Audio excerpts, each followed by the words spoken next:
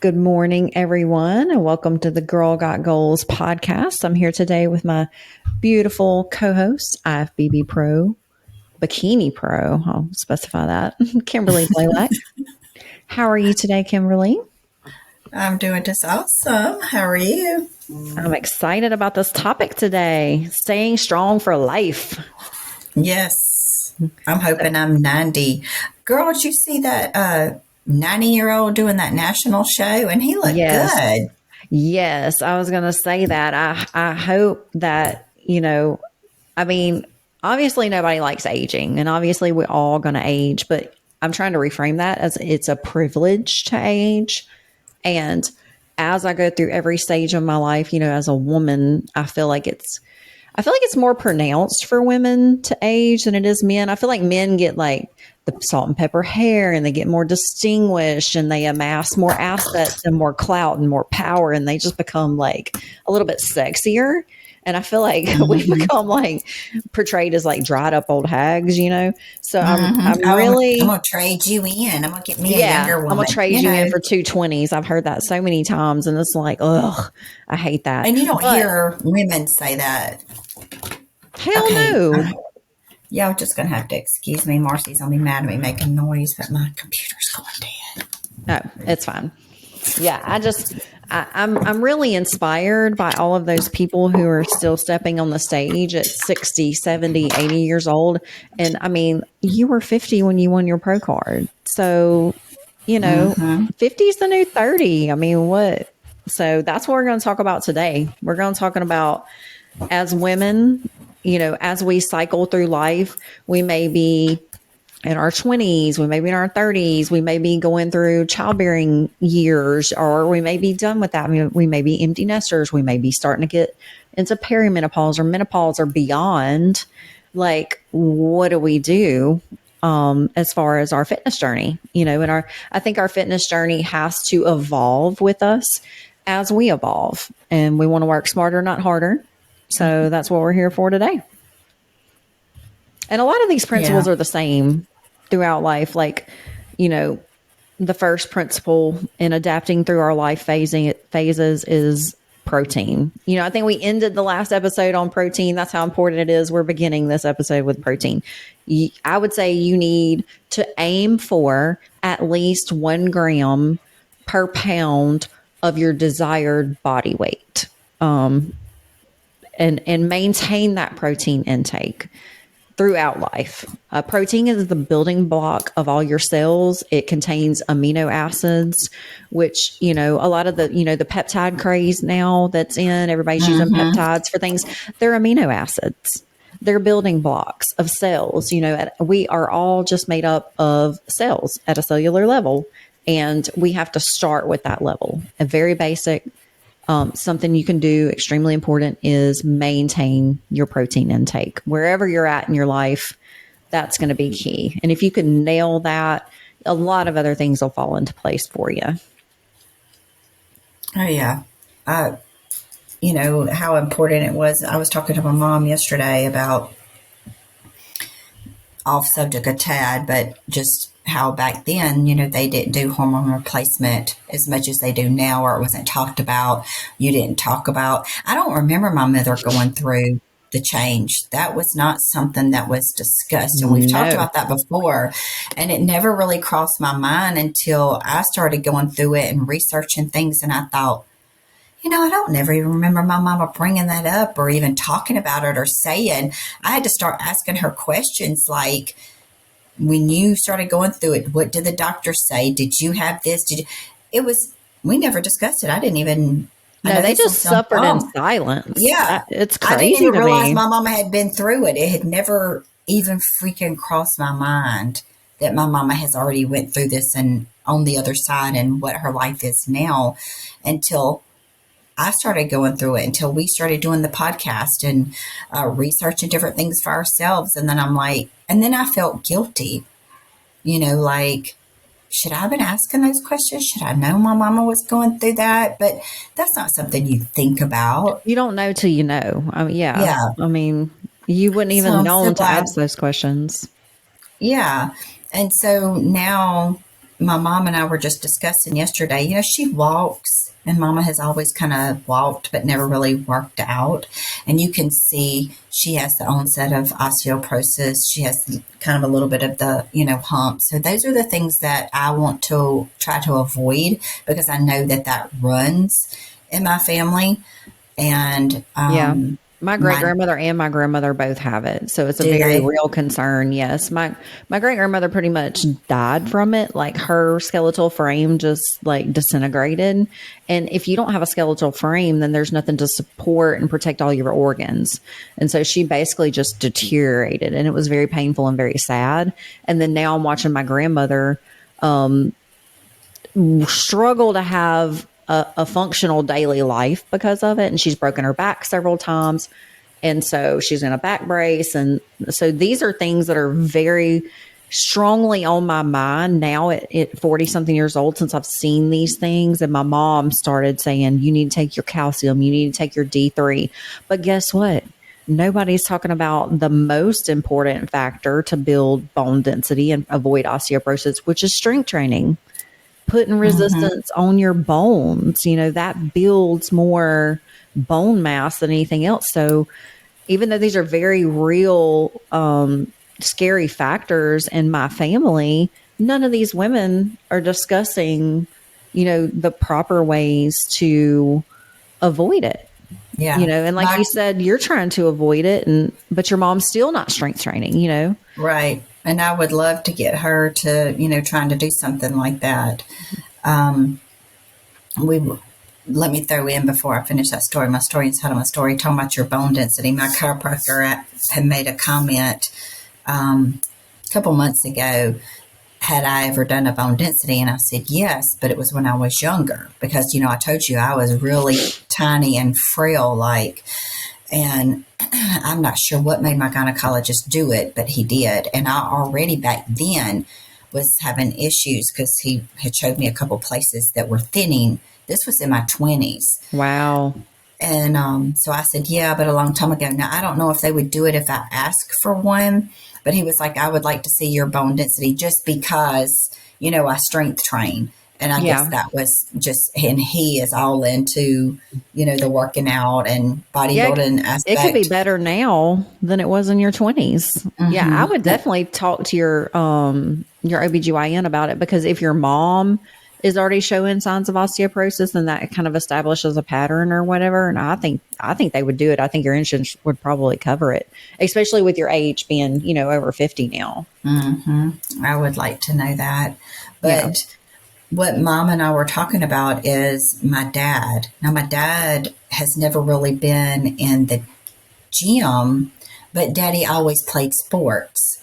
So my son had said something about, he was going to start playing flag football. And she was like, your papa did. And he was like, no. And she's like, he's played every sport year round.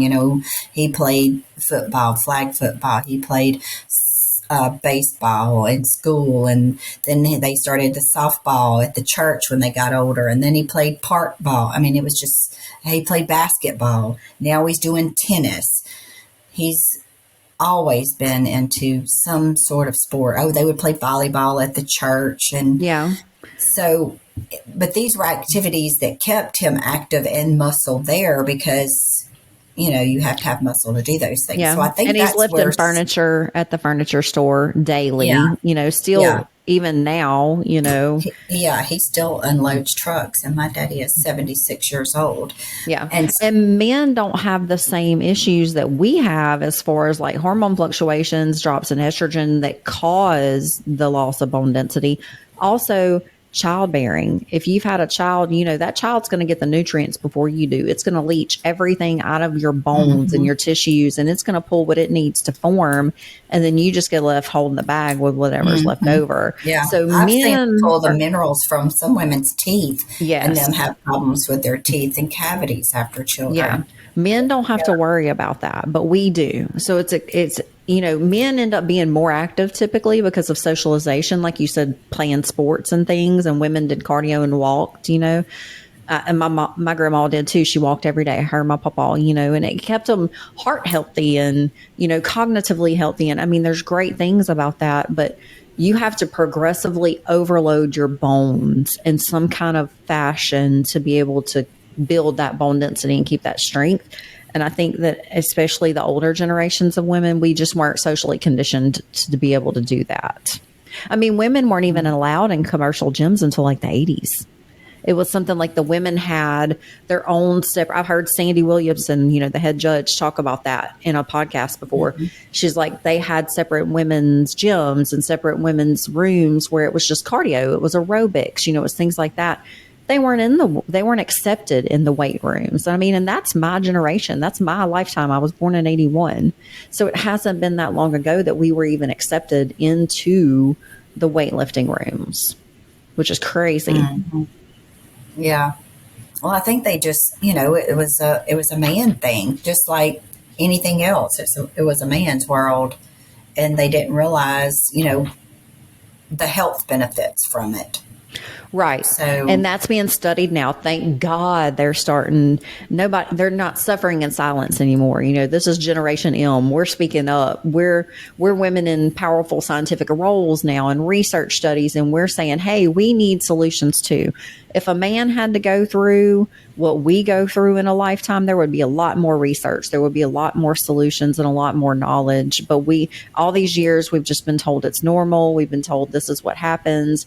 We don't even know we don't understand our own bodies, much less our doctors understanding it because they're not living in it, And so we were just suffering in silence for all these years. But it's time to break that silence now.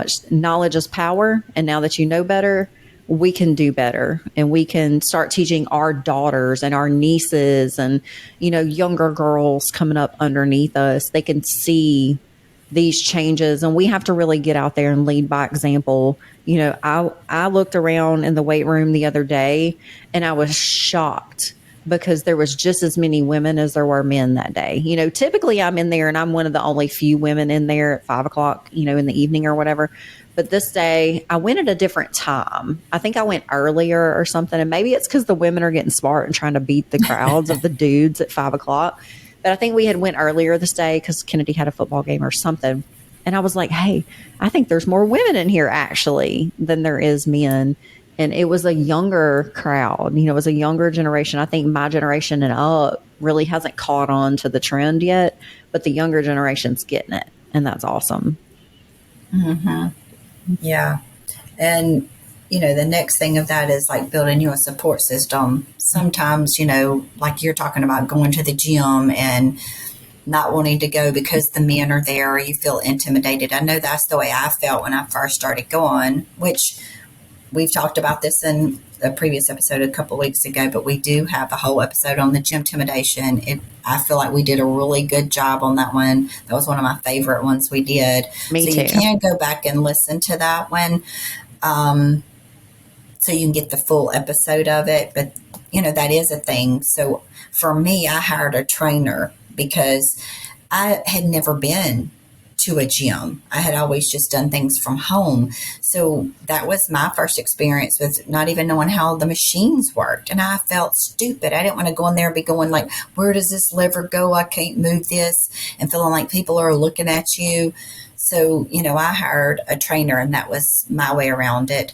If you aren't where you can hire a trainer, maybe if you had a friend with you, I wouldn't have felt so, intimidated. After I stopped with him is when my husband started going. So at least I had him with me and I didn't feel like everybody was staring because we could do it together. And he knew a little more than I did. So, if you know somebody that wants to go in there and figure it out with you, or you might find somebody that knows a little more than you, or if you want to start with the fitness classes, I know you said you did that, and then you can meet other women in there. I know that some people, to me, it would be fun to like several of you get to go and then afterwards go eat, just have like a date with your friends. Yeah. To, get girl time. Our gym has the daycare, you could put your kids in the daycare take you some food and after the class go sit in the bathroom. I know that sounds crazy, but the y'all got those little chairs in there. You could sit in there, eat your little snack, or go in the sauna and have girl talk. And it could be, hour and a half that you get away with yourself. I wish I would have had something like that when I had my kids. Yeah, something I didn't even think about because, I didn't have access to a gym like that when I was bringing up my children. But there's some new mothers that will, the child's obviously old enough to be in the kid care now, but they'll go do their workout class or whatever and take a shower.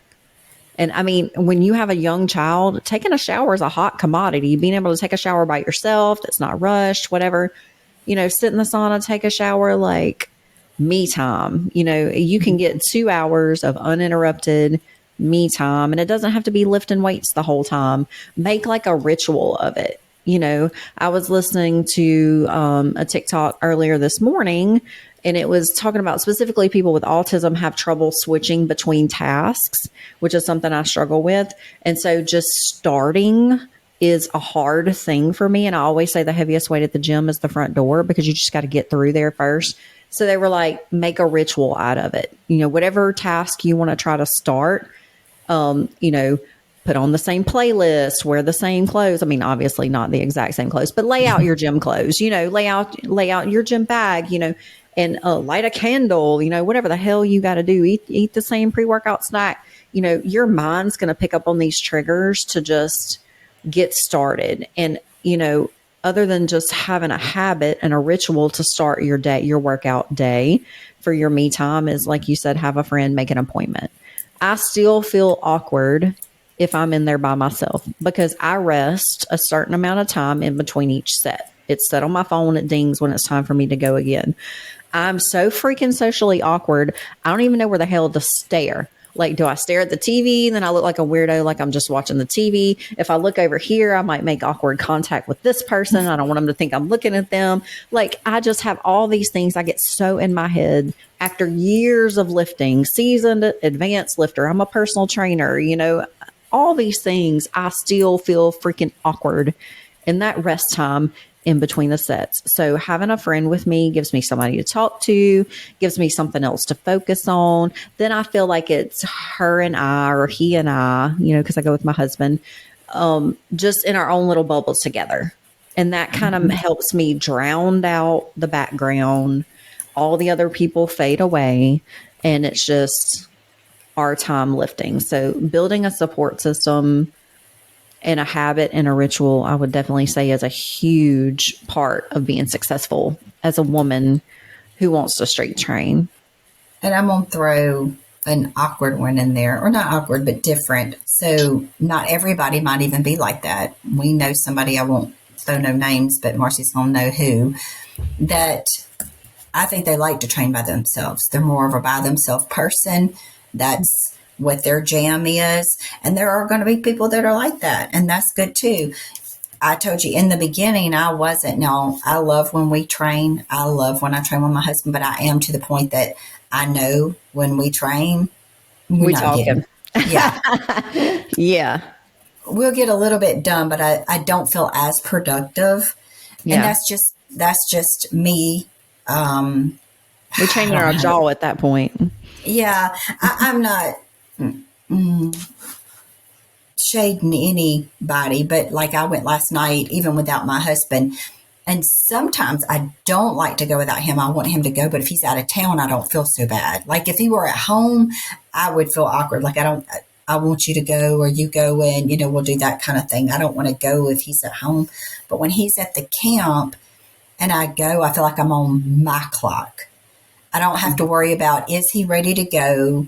Because even if we don't drive together, we like to leave together. He won't leave without me. He'll even wait, or he'll go do cardio if I'm not going to do cardio while I'm still working out. But in my head, I'm thinking, okay, is he almost done? I'm still trying to rush things sometimes because I don't want him to have to wait on me. It makes me feel guilty.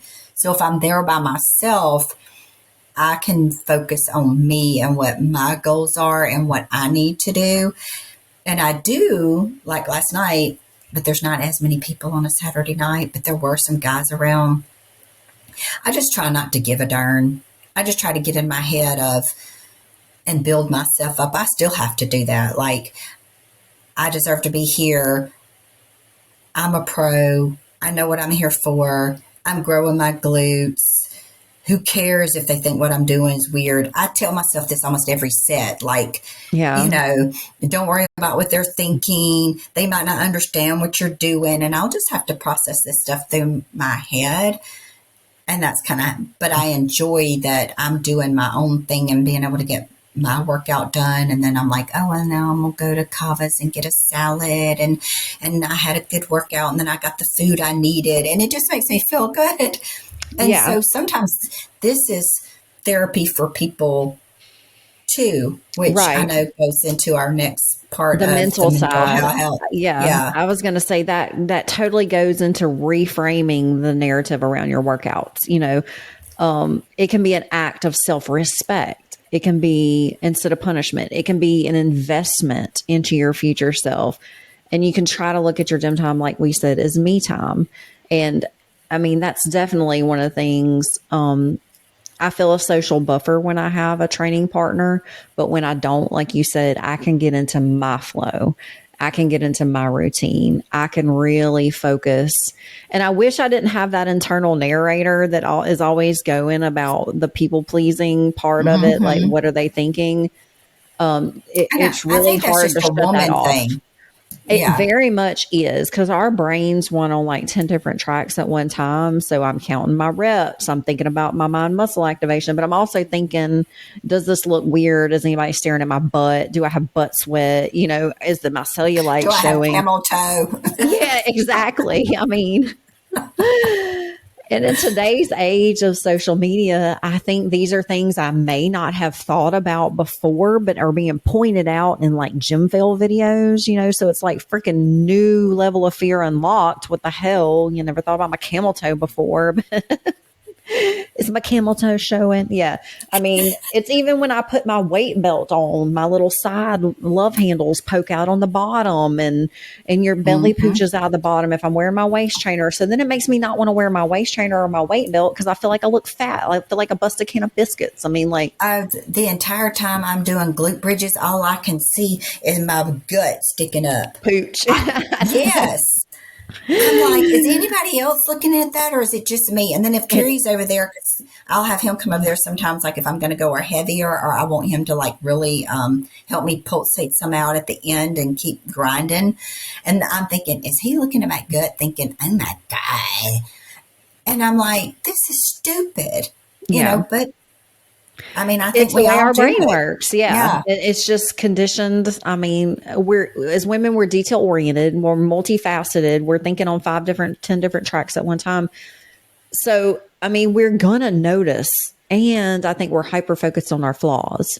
We're going to notice our flaws. And I think in the gym, you're wearing typically kind of tight fitting, more athletic style clothes. You're a little bit more exposed than you are in like normal clothes. You may not have your hair fixed or your makeup on. I mean, like even wearing my glasses, I don't wear glasses all the time, but I need them. I need to wear them all the time, and I'm trying to get better. I even got new ones this week, so I do better. But anyway, when I'm walking on the treadmill and I'm watching my phone, watching my Netflix, I have to put on my glasses now to be able to see the screen. Me too.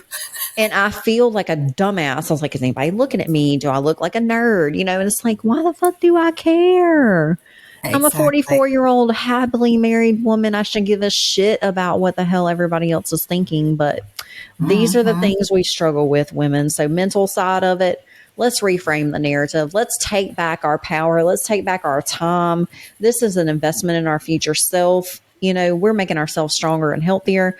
And also we need to focus on the non-scale victories. We have fewer aches and pains.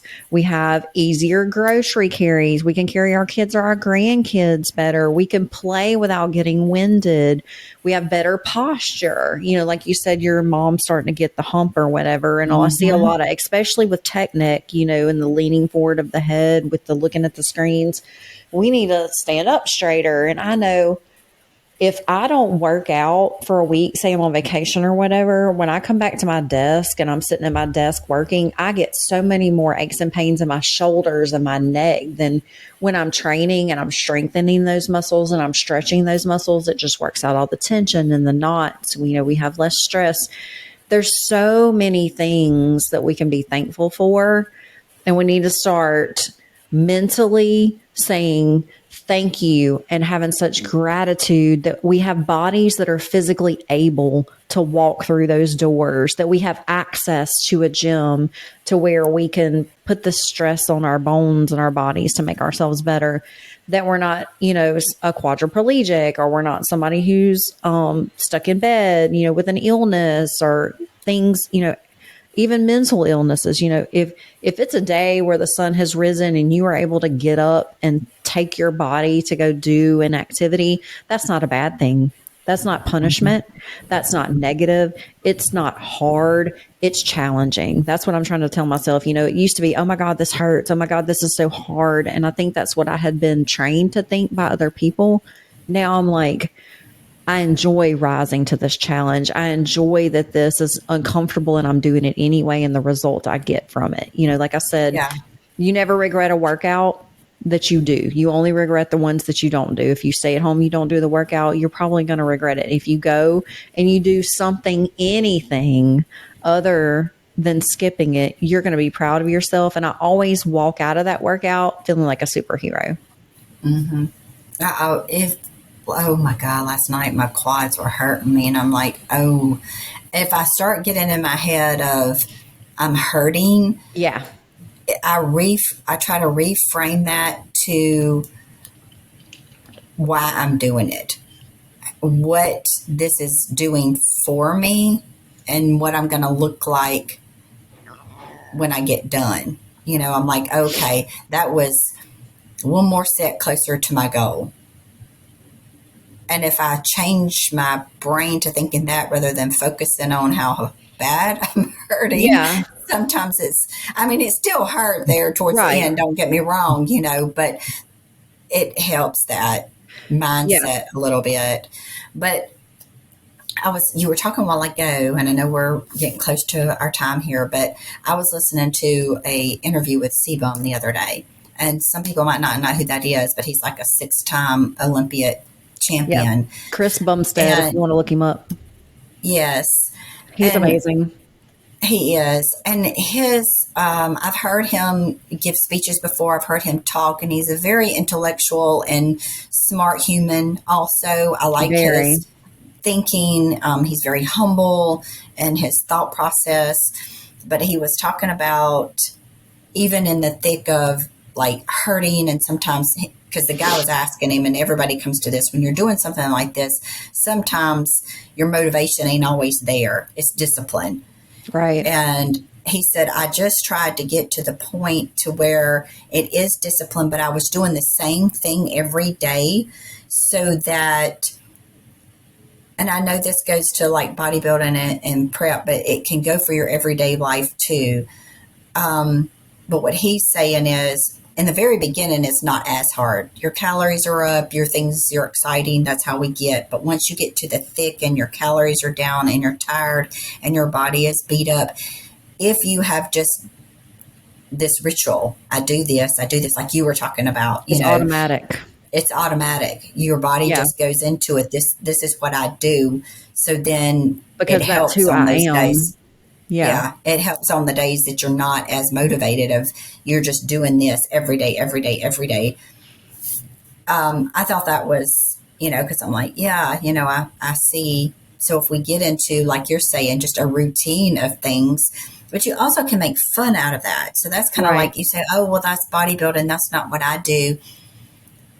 But there are things in my life that I brought in, like trying to have more downtime because I am so busy, and saying, okay, on the days that I don't go to the gym, I told you I cut a day back. I cut a day back on Wednesdays, and I'm like, okay, this is going to be the day that I do, because I'm at the gym, but I don't even have time to go to the sauna. And you're like, well, that's crazy. But yeah, after I do my workout, we're ready to go home. I don't get to the gym till 5:30, 6 o'clock at night.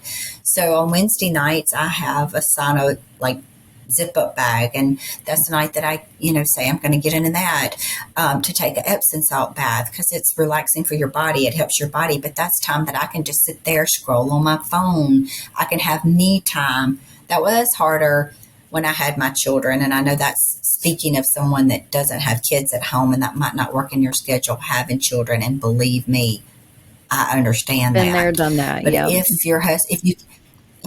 if you do have a husband that will work that out with you, tell him, okay, on Wednesday nights at such and such time, I want 30 minutes to take a bath, and see if that's something that you could work out with him. There's, just, and make it something for yourself so that you can recover from the gym that you went Right. to.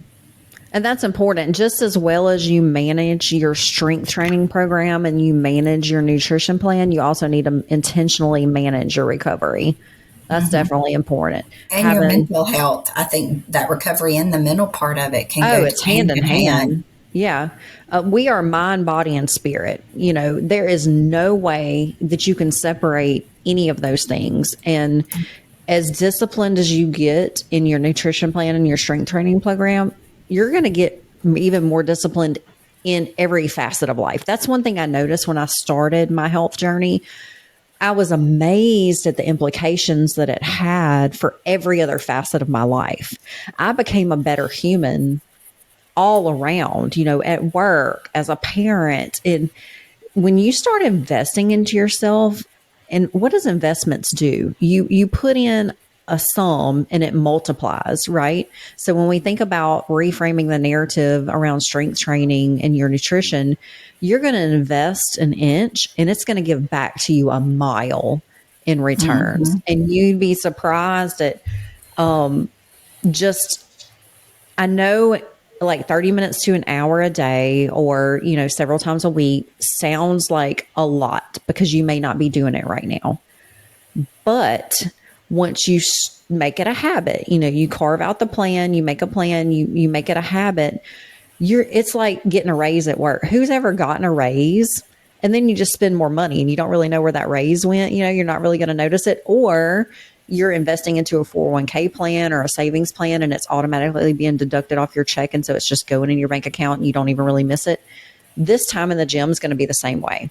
Once you carve out the time and you start doing it, you're not really going to notice that 30 minutes or that hour is gone. It just becomes part of who you are, and it's going to pay you back dividends that you can't even imagine once you start reaping the benefits. And it's going to make you a better human. It's going to make you a better mother, a better wife, a better sister, a better coworker. Even just investing in yourself is going to start opening up doors that have been closed probably for a long time because we lose ourselves. And like you said, because I've been there, and if you go back to the analogy that you gave of investing, sometimes, people will say, well, I got bills and I can't afford this, I can't afford this. What do? You start small, because everybody will say, oh, well, just start investing $5 a week. Everybody can do $5 a week. And then when you start, paying off things or having more money, invest more. Well, it's the same way with this, like we said before, I started out, and it was a struggle. Anybody that's been on this year-long journey with us or that knows me, I am not a morning person. So in the very beginning, when I started this, to get up and work out and do those videos at home, because I did have a family. I had 3 kids at home at the time, and later my granddaughter, along with my kids and my, son still at home and homework and ball games and, different things. So I was still cooking dinner every night. I would get up in the mornings and do my workout, take him to school, take her to school, work all day, and then come home to do dinner. I wanted to be available at night. That was my thing in my head. I needed to figure out how to do this where I'm not interfering with being a mother, because that was important to me, and a, grandmother, a wife. I didn't want anything to interfere. So that was the only way that I could do it, is to do it in the mornings. But once I started doing it, I can't explain to you. Now, the first couple of weeks was rough. Yeah. I cannot express to you enough. I am not a morning person.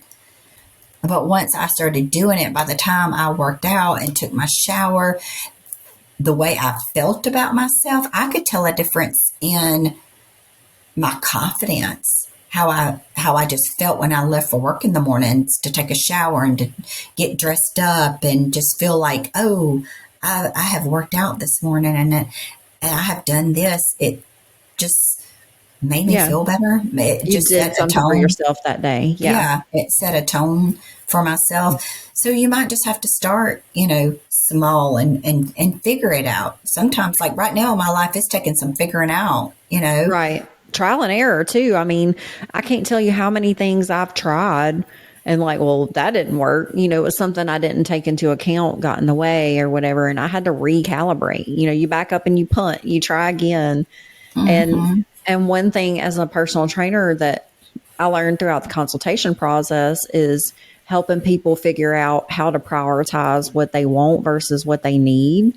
And when it comes to a financial investment, I would ask, how many times did you eat out per week?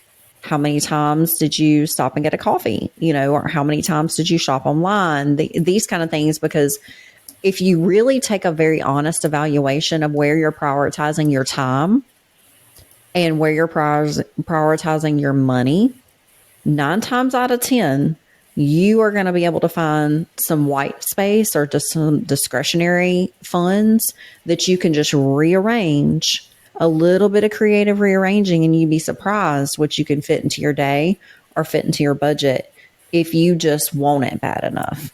Because I don't think I've ever really truly wanted anything very badly in my life, except for maybe a facelift and a beach house right now, but I'm still working on that. That I wasn't able to figure out how to get it. You want that new pair of shoes, your ass gonna figure out how to get it.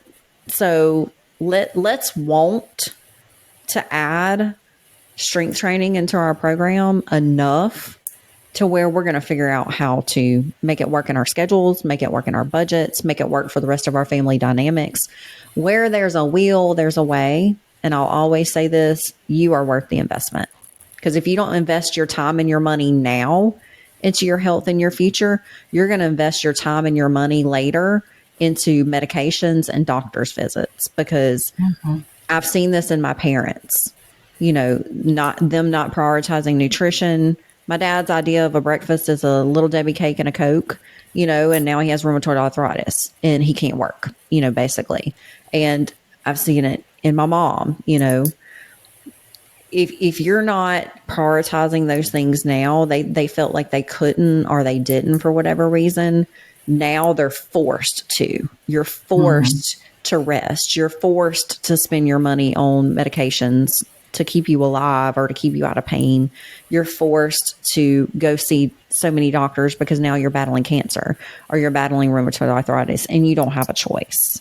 I mean, at some point, your body's going to start failing you if you're failing it. And if you're not prioritizing your health right now and whatever that looks like to you, you're failing it. Yeah. And I know that might be harsh and that might be triggering and that may be, Debbie Downer or whatever, but it's just the reality of life is that we're only aging. We're not getting younger. This is not Benjamin Button. We are getting older, and the older I get, the more I have to take care of myself.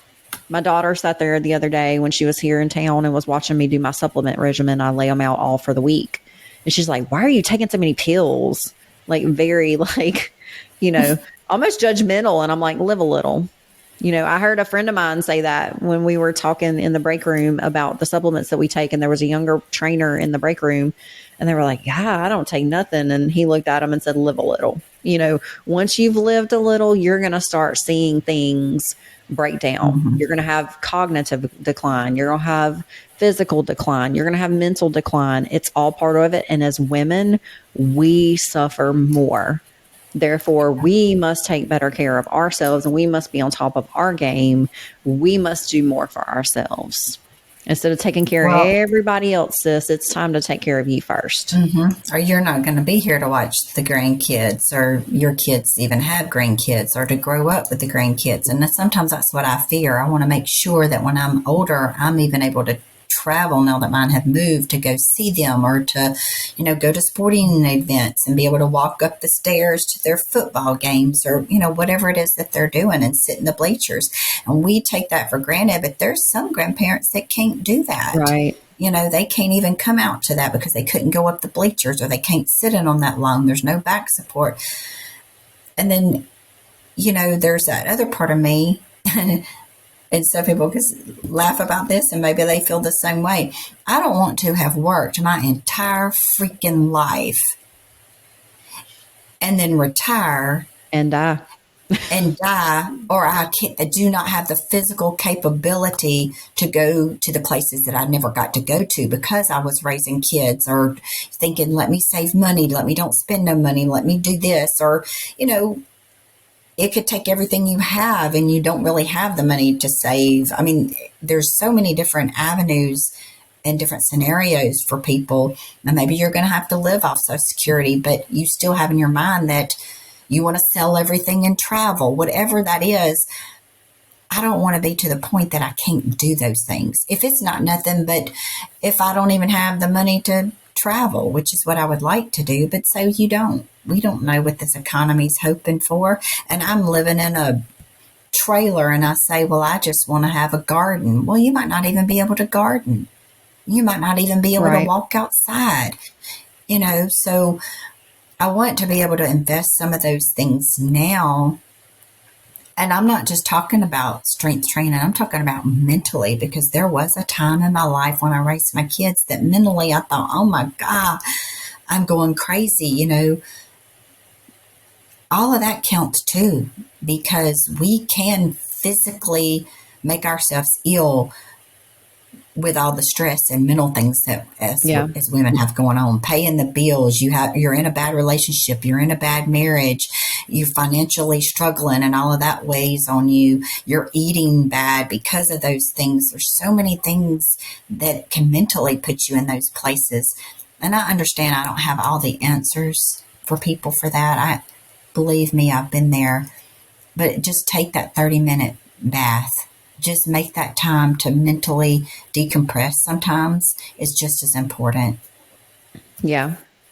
Yeah. If not, then burnout and overwhelm is a very real reality. Yeah.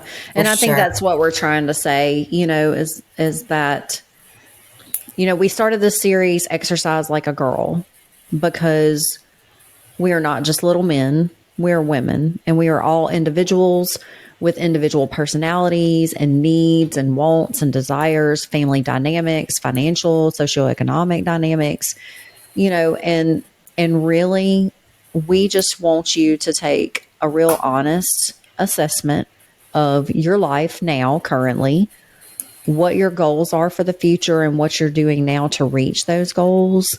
And we're just trying to give you a framework of how to helpfully do that. And we firmly believe, which is why we started this podcast and why we live. I mean, we walk the walk. We don't just talk the talk. We ain't perfect, but we firmly believe that a solid nutrition plan and a solid strength training program is the key to unlocking your potential to live your best life now and in the future, point blank. So, just to recap the whole series, you have to understand your goals. Like our goals are bodybuilding. That's not everybody's goal, and that's okay. What are your goals? Just be honest with yourself, and honest with yourself about what it's going to take to successfully reach those goals in the time frame you want to reach it. Start with a SMART plan. I always say work smarter, not harder. What's your nutrition plan? What's your strength training program? If you don't plan, how do you know where you're going? How do you know if you've reached your goal? Where they say if you fail to plan, you plan to fail. I mean, that's just point blank what it is. Fuel your body intentionally. Fueling not only means calories and nutrients, but it also, like you said, means rest and play and fun and creativity and feeding your soul and giving your mind that white space that it needs to decompress. Because if you don't fuel your heart and your mind, your body's just going to be downtrodden and not able to support a good strength training program. And the next thing is, and I think this is where a lot of people miss it, because fads are a big thing. Everybody wants a quick, easy fix. This is not that.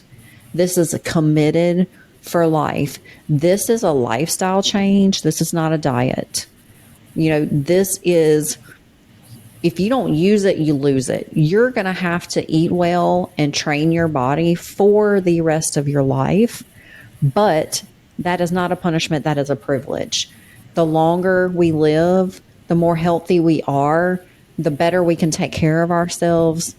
I mean, that's life. That's goals. I saw a TikTok this morning, the Powerball reached like 1.8 billion or something. So everybody's doing like articles on Powerball and lottery winners. And they did a study on lottery winners who had won and then had horrible circumstances afterward. There was a man who his cancer came back, and he's sitting on $1.2 billion or something like that, but he has 4 months to live.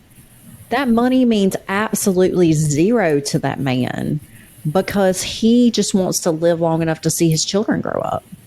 And I was like, oh my God, I feel like the richest person on earth in this moment. I'm so grateful because here I am healthy. Here I am strong.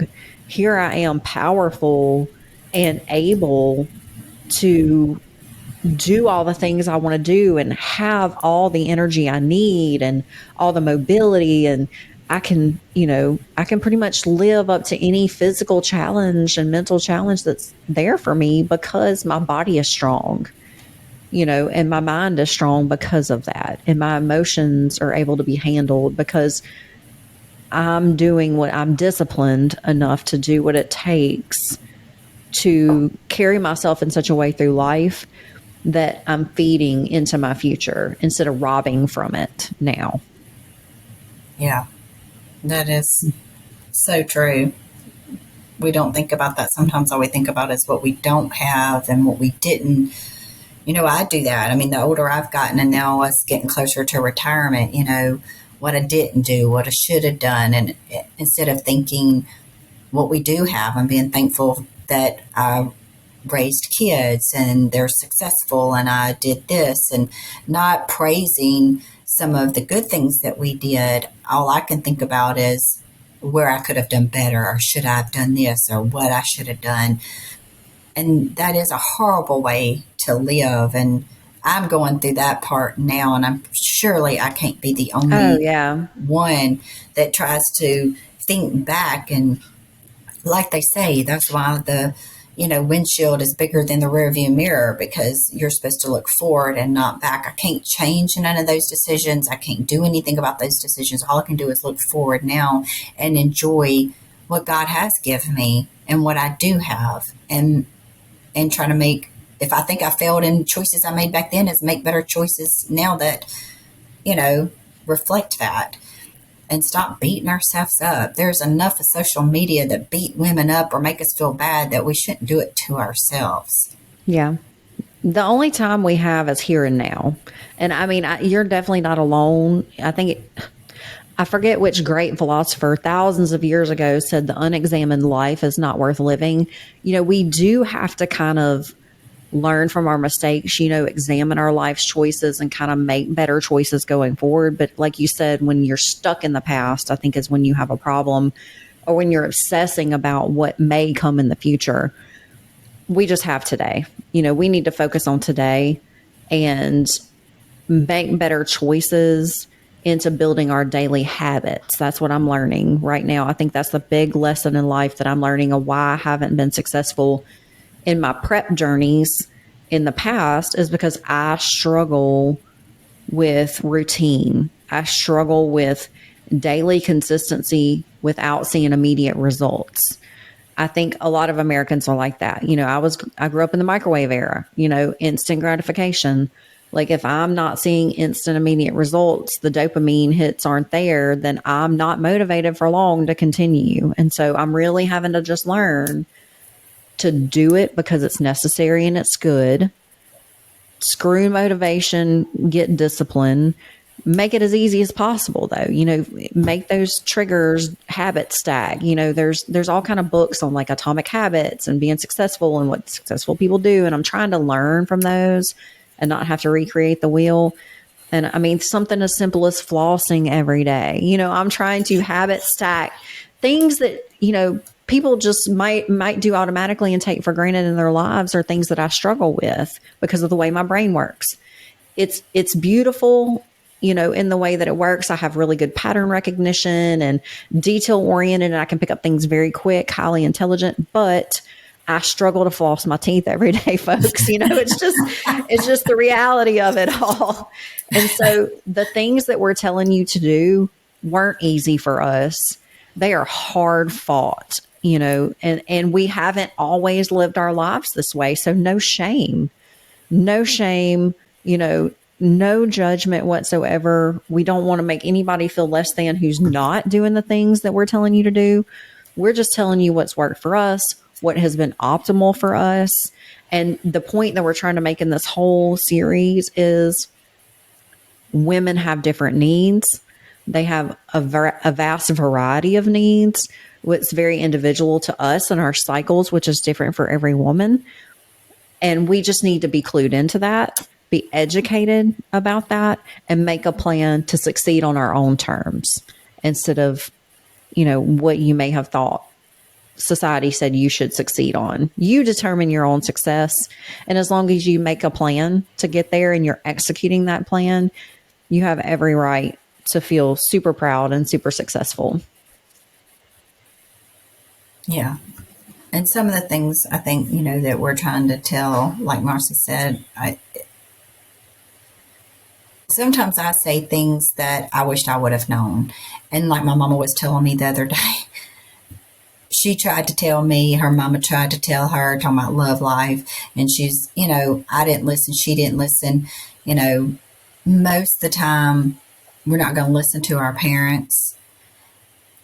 And when it came to, not that this had to do with that, I'm just meaning there were things that I didn't know in the health journey, and my parents were in that health journey. There were things that, my dad would be like, that's just dumb, mental stuff. He's, he would at a lot of things. So I took on that same attitude because that's the way that what I was around. Now he feels differently, but he's older. And so there could be some people that are listening to this that are younger or maybe questioning things. Is the reason why we bring things up. Not that we've always done it, I have all of the answers, or that I was ever perfect. I'm just telling things that I've learned along the way that I wished I would have known earlier, and that could have saved me some time, or, Absolutely. Yeah. I mean, I definitely think our hearts are surrounded around reaching back to the woman behind us and grabbing her by the hand and saying, hey, come with me, let me help you do this a little bit better. And being the woman I wish I had, I wish I had somebody standing in front of me, reaching their hand back, guiding me through the darkness that I went through, and so it's very important for me to be able to reach back and help the person. There's always going to be somebody ahead of us, and there's always going to be somebody behind us, and there may not be anybody ahead of you right now reaching out that hand. So virtually through this community called Girl Got Goals, we are trying to be that for you. We are trying to reach back and grab your hand and pull you along with us, because when one of us rises, we all rise. And we just want to create that community. We want to be that voice inside your head saying, girl, you got this, keep going. We want to see you reach your goals in whatever way, form, or fashion that might take. Yeah. Even if you've got that buddy that's doing it alongside you, that goes along with, if you have a friend, or if you go to one of the classes and you find somebody in the gym and they're like-minded or got some of the same goals, or maybe y'all bounce things off each other, and one might be wanting to go one way and the other, but you still have each other as a common interest. That's like me and Marcy. When I'm on prep, I know Marcy gets tired of me, but a lot of times she's my rock. I mean, I will feel down on myself, and there are days that I couldn't do it without her giving me her long BS. You don't know how much Marcy talks. She psychoanalyzes how I'm feeling that Oh day. God, I know. I suck at that. I'm trying to do better. No, I love it because I'm like, and sometimes I'm sitting there like, she's so full of shit. I don't look good. She's just telling me this, you know. But I need it. Even though in my heart, it's like our husbands. We know they're not going to tell us, no, you look fat in that. We don't believe them when they say, no, you look good. I don't never believe nothing he says, but I want to hear it. I don't want him to not say it. You know what External I mean? validation. Yeah. It's so Yeah. important to have that external support system. Yeah. So even though Marcy is, I might not always believe when she says, no, girl, you're looking great. I can see a difference. And I'm looking at that picture like she's lying. I But don't lie. You know, I'm going to tell you the truth. You know, I told you this last season. I was like, it's different. It's different this time. I see it. I saw it. You know, I'll tell you. God's honest truth. If you look like shit, I'm going to tell you look like shit. I'll be like, friend, something's wrong. You know, that's like walking around with a booger in your nose and nobody tells you. It's like, you ain't got no real friends if they ain't going to tell you got a damn booger in your nose. Like, come on, people. Be honest. but yeah, I mean, to have that person, It means a lot. Yeah. It means a lot. It does. And I'm thankful to be that person for somebody because I need that person in my life too, you know, and I'm lucky to have you and my other friends that I can come to during those hard times. And we all need that support system. And as women, we've talked about this before, and Oprah's talked about this a lot. It's like we are always somebody else's person, but who's our person? You know, women are always taking care of other people. Who's taking care of us? And I mean, that's our job. We have to speak up and say, hey, no, I need to go to the gym today. That's going to be my hour. That's going to be my time. I'm going to need you to figure it out. You know, whatever you got going on, this is my boundary. We need to start drawing boundaries that protect ourselves. Because if we're not protecting ourselves, then nobody else is going to do it for us. You know, everybody else is just going to continue taking from you because that's what you've been giving. As women, you know, it's what we're expected to do as mothers and wives and things. But, you know, it's okay to draw a boundary that's healthy for you. And it's okay to take that time for yourself to invest in yourself because like they tell you on the airlines, shit goes down and that oxygen mask drops down. What's our first instinct? We're going to put it on our baby first. But no, they say put it on yourself first. Because if you're deprived of oxygen, you can't be cognitive enough, coherent enough to save your baby and help them with their mask. So, I mean, if you can't do it for anybody else, do it for the loved ones around you. Take care of yourself because you're important to somebody. Mm-hmm. For sure. And that's, like Marcy said, if you don't have somebody, because there was a time in my life I didn't have Marcy. I didn't, I've got my really good friend Brandy. Shout out Brandy. But there was a time in my life where I didn't have her. You know, I didn't have nobody. Yeah, and that's very lonely as a woman. And I do like that now women are getting a little more of being more women people. We've discussed that before. yes. But I think, like Marcy said, we wanted to do this to help people. And if you don't have that person, shoot us an email. I mean, I know we're not there in your everyday life to come to the gym with you, but if you've got questions or anything that we've talked about, or you just need somebody to talk to, we sure would love to be that person for somebody, because I know that I've had people be that person for me in times like my friend Brandy, like Marcy, when I have been down and needed somebody. And some people don't have that. Mm-hmm. And that's sad. And it would thrill my heart if I could help just one person that, that's so that Marcy's got that email. if Yes, you need to yes. email us. So definitely like, follow, subscribe this podcast. Check out our YouTube channel, Girl Got Goals. We're on Apple Podcasts and Spotify. And if you feel like we deserve it, please leave us a review. That helps us so much, like kind of climb in the rankings and like be searchable for other women who are looking for podcasts like this. The more you like, subscribe, follow, review, interact with us, the higher we become in the search engines. And that makes us more visible to other women like you who need to hear these things. So if you feel like we deserve it, we would surely appreciate that. And you can send us an email with your stories, comments, feedback, topic suggestions, any of the above. We love to hear from you to girlgotgoalspodcast@gmail.com. And like I said before, if you're driving, you can't jot it down right now, you forget it, it's always in the show notes. Also, our social media information is in there. You can reach out to us, Kimberly or myself, on social media. We'd love to hear from you. So until next time, remember, progress isn't perfect. But you are, so keep growing. Bye, guys. Bye.